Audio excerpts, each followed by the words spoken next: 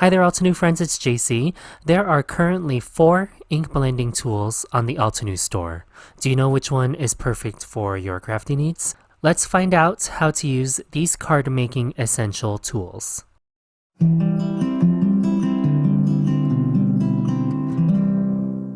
For my first perfect pairing, let's start with the largest ink blending tool, which is the large ink blending tool. If your crafty stash allows it, I suggest getting 8 of them, 1 for each color family, a brown and a black. This way you don't have to clean in between colors as often. Altenew's ink blending tools feature a nice little stand so that your ink blending brush doesn't sit on your crafting surface, and dense white fiber so you know exactly what color you're using on your project. I labeled my Altenew brushes with adhesive dots, colored in with Altenew artist markers. Another alternative for smaller stashes is just getting 3, 1 for each primary. And this is what I'm going to use today for my favorite way to use these large ink blending brushes. Along with these 3 ink blending tools, I'll use these 3 ink families. That's Glacier Caves, Pocketful of Sunshine, and Red Cosmos. And anytime I make ink blended backgrounds, I like to lay down my Crafter's Essentials stamping mat. This protects my filming surface, which is also my work surface. And then I like that my silicone stamping mat will also grip my paper so that I don't have to put a border of tape around my project. This is an A2 size panel of smooth white cardstock. And with Red Cosmos and my red ink blending tool, the large one, I'll apply ruby red to 2 areas. I'll start at the top of my cardstock, work my way about 1/3 of the way down, and then whatever ink I've tapped off on the side, I'll also apply just a little bit on the bottom 1/4 inch of my panel. Then with Pocketful of Sunshine and Maple Yellow, I'll apply a layer of this towards the middle of my cardstock and blend upward and downward towards the red areas. I've left about a 1/4 inch to 1 inch area, and that's what will remain for my blue. So finally, with my blue large ink blending tool and Persian blue ink, I'll start on the very bottom of my panel going over the red that I made and work my way up towards the maple yellow area. I want to intensify my purple area just a little bit, so I'm going to take whatever remains on my red ink blending tool and really work that into the bottom inch of my cardstock panel. And just like that, with 3 primaries, I'm able to encompass the entire rainbow on my background. And that takes no time at all with the large ink blending tools. I don't want to waste my residual ink that I have over here to the side. So I'm going to take the Iridescent ink spray and lightly hydrate all 3 of these areas. And then with an Altenew water brush, I'll apply some iridescent suspended ink splatter. And a generous helping of this will help hide any ink blending imperfections on my cardstock panel. So the majority of the time, I really love using these large ink blending tools to make quick and easy ink blended backgrounds. And now the world is your oyster with this rainbow background. I'll use this as my backdrop for my focal point and my perfect pairing for this card, so I'll set this aside to dry and work on that element. For the focal points on my ink blended background, I've brought out the All Things A Stencil and Outline Stamp bundle. There is a bundle that contains the die that cuts out the large letter A that's found in this outline stamp. And I've put away the large ink blending tools, and I'll move on to these smaller ones. Now I have 2 sets of 4. I find that works for what I like on my small ink blending tools, so that I have all 6 color families, a brown and a black again, just like my large ink blending tools. And I still have the 3 ink families that I showed you earlier, so that's Red Cosmos, Pocketful of Sunshine, and Glacier Caves. I have another panel of white cardstock. This time I went ahead and gold heat embossed the A and one of my coordinating sentiments onto it. And I'll use a little bit of the Satin masking tape to tack down my paper temporarily. In the All Things A stencil set, there are 3 individual stencils. 1 and 2 color the flowers, and 3 will fill in the background of the A outline that coordinates with the All Things A outline stamp set. So I'm not going to use stencil number 3, which is this yellow portion on the example, as I want to leave that white for my card project. So I'll start with stencil number 1, and after using a little bit more of the satin masking tape, I'll bring out the 3 small ink blending tools that coordinate with my primary ink families. And then instead of a top-down rainbow, I'll do a bottom-up one. So I'm applying the majority of this red with the small ink blending tools onto the bottom third of my cardstock. And just as before, I'll apply a little bit of this red to the top, and this will help formulate my purple. Then I'll make my orange and yellow with maple yellow, and then finally purple and blue with Persian blue, and then my small blue ink blending tool. So that's stencil number 1. And then with stencil number 2, and then this time I'll go with the darkest of the ink families. So I will apply Grapevine on the bottom third of the A image, and then just a touch at the top. And then with Honey Drizzle, I'll formulate my yellow and orange. And then finally with Sapphire, I'll formulate my purple and blue. Just going to add a little bit more Grapevine to the top. And now I have an array of depth within my A stenciled image. Now, I don't have the coordinating die for this image, so I'm going to use a ruler and a blade to cut out the A stenciled image, and then also make a sentiment banner with my Admire You gold embossed sentiments. And then with some instant dimension foam tape, I'll raise up the letter A and my sentiment banner. Then to finish this card, I've used the satin white sequins. Then to finish this card, I used the assorted satin white sequins to add a little bit more shine to my rainbow card.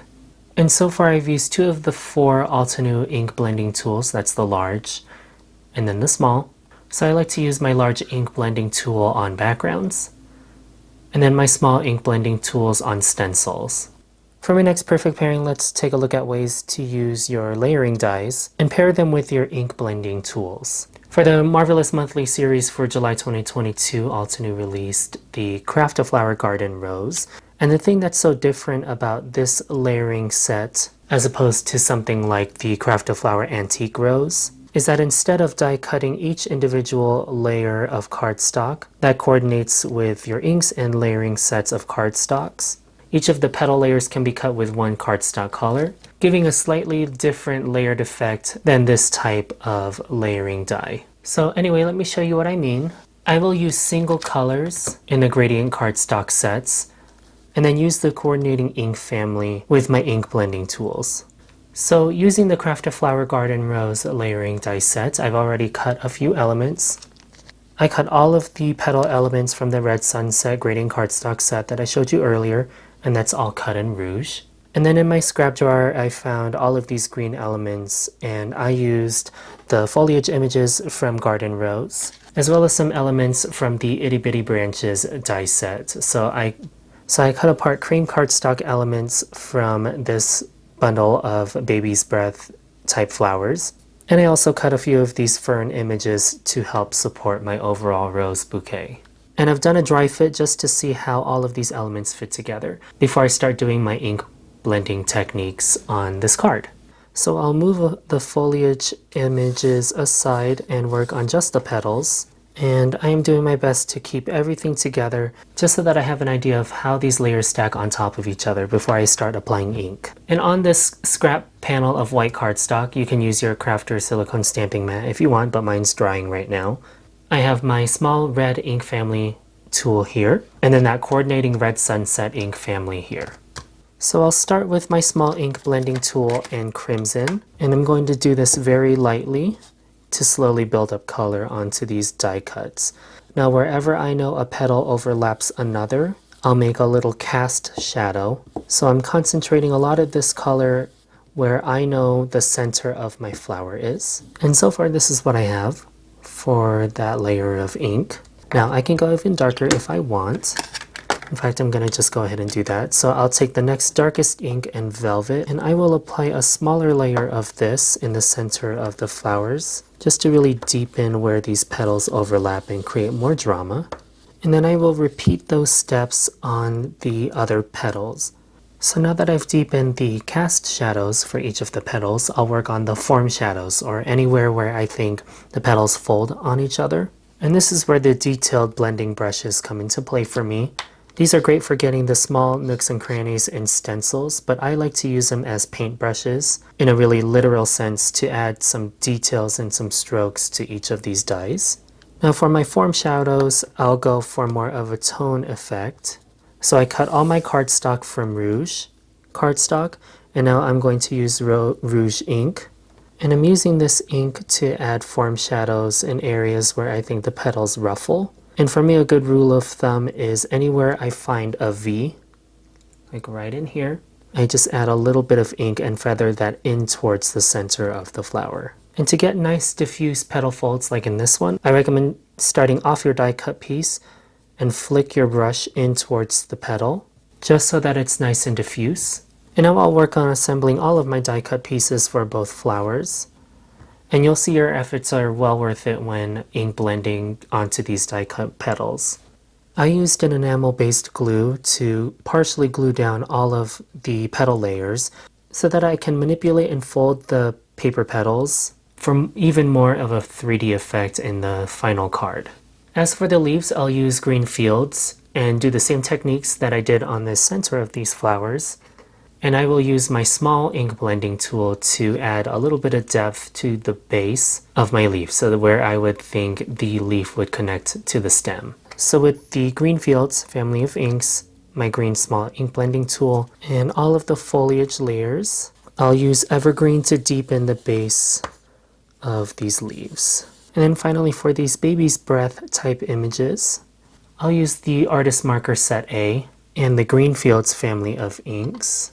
And I used Evergreen and Forest Glades to color in the stems of these little flowers. I finished this card with jet black and pure white ink sprays for an array of splatters on my background. And that finishes this floral card using the Craft a Flower Garden Rose layering die set. And just as a recap, we use the small ink blending tool and detail blending brushes to get dimensional ink blends on these paper flowers. So we've covered ink blended backgrounds, stencils, die cuts. Now let's take a look at the largest category, which are stamp sets. Believe it or not, you can use your ink blending tools on your stamp sets. In fact, it's something that I do quite often. I have the Bountiful Bouquet 8.5 by 11 inch stamp set. This makes a really huge image, and underneath I have the previous Majestic Bouquet 8.5 by 11 stamp set. And for my card, I'll be using both of these images to illustrate how you can use your ink blending tools on your photopolymer stamps. I have the larger outline image from Bountiful Bouquet in a stamp positioning tool. So I have an 8.5 by 5.5 inch white cardstock panel in my larger stamp positioning tool. And with Limestone Crisp dye ink, I'll stamp a very faint outline of the entire image. Now, just like any Altenew layering floral stamp, I'm following the directions in the product trifold. And starting with the base layer or most solid layer in this flower, in this case, this peony image is D1. And this is where we will start using the Altenew mini blending brushes. So this is what they look like. They come in a set of 4. And for my crafty stash, it is more feasible for me to have a set of 8 of them. So again, just like the previous ink blending brushes, I can encompass a red, orange, yellow, green, blue, purple, brown, and black. And then you'll notice that I have them in order of lightest to darkest value. I organize them this way because this is what works for my crafty stash. So I don't have to clean so much in between colors and I can craft really quickly. And hopefully you'll see why it was worth getting so many ink blending tools for me as I demonstrate this technique with the mini ink blending brushes. And then since I have the Red Sunset family of inks out, I'll just use it again. And I'll start with blush on this layer and concentrate this ink towards the center of the flower. Then, using my lightest value mini ink blending tool, I'll diffuse the ink by pouncing my ink blending tool on the surface of the photopolymer stamp, and this gets rid of that hard edge of the ink that I applied to the surface of the stamp. And I can stamp my very light layer of rouge ink onto my flower. Moving on to the D2 layer, I'll still use blush to color the center of this flower. And again, I'm diffusing that ink with my lightest value mini ink blending tool. And that has given me a very subtle layer. I can work on building this color. Again, I'm still using blush and the D2 layer, and that has helped define and capture that highlight in that petal. Then I'll move on to rouge and my second lightest value ink blending tool. And I applied a very, very light layer of this ink in the center of my stamp. And I'm really working to make sure that I diffuse this ink so that there are no hard edges. Then on the D3 layer, I'm still working with rouge to apply a concentrated amount towards the center of my stamp, and I'm using the same ink blending tool to diffuse the color. And you'll see this technique is all about applying many layers of ink to get that really soft diffused look. I love this effect on Altenew floral stamps, as I think it gives a little bit more of that vintage feel. And that was another layer of rouge ink, and I applied a little bit to the outside edge of the stamp as well. That finished off the D3 layer. I'll move on to the final layer of this floral image, so that's D4. I'll align the stamp and let's see what this looks like with just a little bit of rouge. And then again, I'll use my ink blending tool to pick up a little bit of that color and diffuse it. I want a little bit more definition in those petals, so I'll move on to the third darkest value of ink, as well as my third darkest ink blending tool in my set. And I am not going to be generous with this ink color. Diffuse a lot of it with my ink blending tool and apply that layer to my peony. I'll repeat everything I just did on this flower on the second flower. I finished the center of this final flower with the B5, B6, and B7 layers, and I stamped those in Warm Sunshine, Caramel Toffee, and Paper Bag respectively, and those are all from the Summer Afternoon family of inks. My focal elements are not going to come from this image. Instead, they're going to come from the Majestic Bouquet images. And I will repeat many of those same techniques on these images. So I'm focusing on all of the F images on the Majestic Bouquet stamp set. To match the outline to the leaves on the Majestic Bouquet images, I stamped everything in the Rock Collection family of inks. And to finish off these leaves, I did all of the same techniques on the flowers as on the leaves. So I stamped and diffused each layer, and this way I get a nice gradient throughout each of the leaves that coordinates with the softness of the flowers. There are coordinating dies for all of these images found in both stamp sets, so I'm going to go ahead and die cut all of these images and arrange them onto my folded note card base. I foam mounted the flowers and the leaves onto my folded note card base and embellished the card with my sentiment and a few jet black ink splatters.